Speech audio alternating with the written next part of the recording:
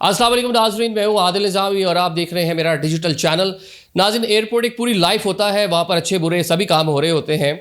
अभी जनाब एक इंटरनेशनल एयरलाइन की केबिन क्रू खातून गिरफ्तार हुई हैं, एयर होस्टेस हैं, उनको पकड़ा गया है। वो सऊदीया कौन सा सामान लेकर जा रही थी, आप सुनकर हैरान रह जाएंगे। और कितने अरसे से वो इस काम में मुलविस थी। और साथ उन्होंने बताया मैं अकेली नहीं हूँ, पूरा नेटवर्क है, मुनज़्ज़म नेटवर्क जो ये काम कर रहा है पैसों के एवज़। नेटवर्क में कौन कौन शामिल है। और सेकेंडली, कराची एयरपोर्ट पर इस टाइम अदारों में एक रिफ्ट पाई जा रही है। वो रिफ्ट क्या है ये भी आपको बताते हैं। कराची पाकिस्तान का मसरूफ़ तरीन हवाई अड्डा है। अभी चंद दिन पहले जो एयरपोर्ट के मामला देखने वाला अदारा है, उसने एक प्रेस रिलीज जारी की। उसने कहा कस्टम भी है, ASF भी है, लेकिन FIA जो है ना, वो थोड़ा सा मसला है। वो जनाब लोगों की इमिग्रेशन बड़ा ताख़ीर कर रहे हैं, इसलिए रश है, इसलिए पूरा एक मैस क्रिएट हुआ है। तो एक रिफ्ट हमें कराची के इंटरनेशनल एयरपोर्ट पे नज़र आ रही है। FIA खासी तगड़ी हुई है, पीछे वजारत दाखिला है, उन्होंने कहा जी बाहर आपने लीगल बेस से जाने नहीं देना।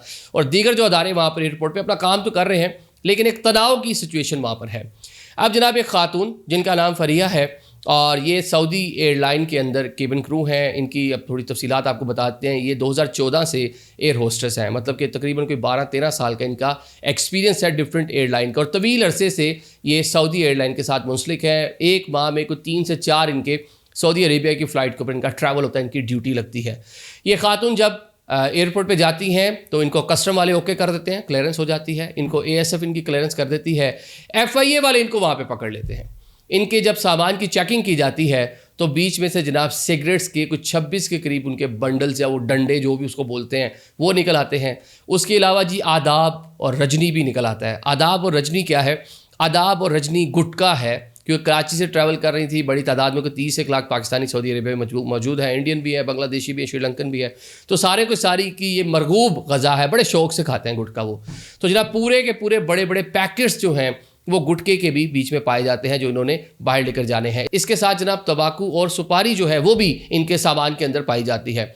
तो FIA वाले जनाब इनको पकड़ लेते हैं। क्लियरेंस इनकी हो चुकी थी। अब ये खातून का जो स्टेटमेंट है ये आपको थोड़ी सी ऐसे सुना देते हैं, ये सुन ले वो खुद क्या फरमा रही है। मैं क्रू हूँ सऊदी एयरलाइंस में। मैं अंदर आई हूँ तो ASF NF और कस्टम के थ्रू क्लियर होती हुई आई थी। FIA ने जो है मुझे रोका था और चेक किया था मेरे बैग्स, तो उसमें से ये सामान निकला है। क्या है? 26 इसमें सिगरेट्स हैं। सिगरेट्स के डंडे? हाँ। और ये क्या है? ये आदाब है। ये क्या है आदाब? इसको क्या कहते हैं? मुझे तो नहीं पता सर, इसको आदाब ही कहते हैं, मुझे सिर्फ यही पता है। ये आपने खातून की ज़ुबानी सुन लिया। ये वो रिफ्ट जो इसका मैंने शुरू में तस्करा किया जो अदारों में पाई जा रही है। वैसे तो पूरे के पूरे मुनज़्ज़म नेटवर्क्स एयरपोर्ट के ऊपर काम कर रहे हैं। इतनी बड़ी मिकदार में सिगरेट और गुटखा कहाँ से आ गया? कैसे ये जनाब खातून लेकर जा रही हैं? कैसे ASF ने, कस्टम ने उसको क्लियरेंस दे दी? क्योंकि जब एयरपोर्ट पे आप जाते हैं, उस दिन मैंने वो काउंट किया तो कुछ 6-7 बार ना कोई आपकी चेकिंग होती है एक बंदे की, और सामान की भी 1 से 2 बार तो चेकिंग होती है। कैसे इतना सारा सामान, इतनी बड़ी मिकदार में सारी की सारी चीज़ें क्लियरेंस हो गई, क्लियर होकर चली गई। और ये बता रही है जनाब कि मंथली 3 से 4 इनका ट्रिप होता है, तो हर बार ये सामान लेकर जाती हैं। और ये कहा अकेली नहीं हूँ जी जनाब, मैं किसने कहा कि मैं अकेली हूँ? मेरी एयरलाइन के 10 से 12 लोग मजीद भी इसमें मुलविस हैं। सिर्फ मैं अकेली नहीं हूँ, वो भी लोग यही वाला काम कर रहे हैं, बिजनेस कर रहे हैं, पैसा कमा रहे हैं, सामान लेकर आते जाते हैं, ट्रेड कर रहे हैं जनाब गुटके और सिगरेट की। अब जनाब साथ में ASF और साथ में कस्टम हुकाम और शायद सम हो, ये अब हम FIA को बिल्कुल हम क्लीन चिट तो नहीं देंगे। जो इलीगल तरीके से लोग बाहर जा रहे हैं, इस्लामाबाद एयरपोर्ट से उस दिन 4 लोग पकड़े गए हैं जो जनाब स्टैंप पे लगा रहे थे कि आपने गेट नंबर 13 से जाना है, काउंटर नंबर 13 पे फ़लाने साहब हमारे आलम साहब बैठे होंगे, वो आपको आसानी से जाने देंगे। तो डिफरेंट एयरपोर्ट्स के ऊपर जहाँ अच्छे लोग हैं वहाँ बुरे लोग भी हैं, और जो पूरे के पूरे मुनज़्ज़म नेटवर्क हैं वो पाकिस्तान में इस टाइम काम कर रहे हैं। उसके बगैर इतनी बड़ी चीज़ इतनी बड़ी मकदार में बाहर जा नहीं सकती थी। अब जनाब माजी का एक किस्सा सुनाता हूँ आपको। साल 2003-4 की बात थी। हमारे एक अजीज़ वो इंग्लैंड में रहते थे और उन्होंने इंग्लैंड से पाकिस्तान आकर जो है ना एक बिज़नेस स्टार्ट किया लाहौर में, लिबर्टी मार्केट के अंदर। एक ब्रिटिश ब्रांड है मार्क्स एंड स्पेंसर, तो उसका सामान वहाँ से इंग्लैंड से आता था और लाहौर में जनाब एयर होस्टेस जो होती थी वो लेकर आती थी और घर आकर देकर जाती थी और अपने जो पैसे वसूल कर लेती थी। मतलब एक पूरी शॉप, उसकी टोटल जो सप्लाई थी वो कौन दे रहा था? पाकिस्तान इंटरनेशनल एयरलाइन के एयर होस्टेसेस और जो बाकी केबिन क्रू होता है, पायलट्स होते हैं।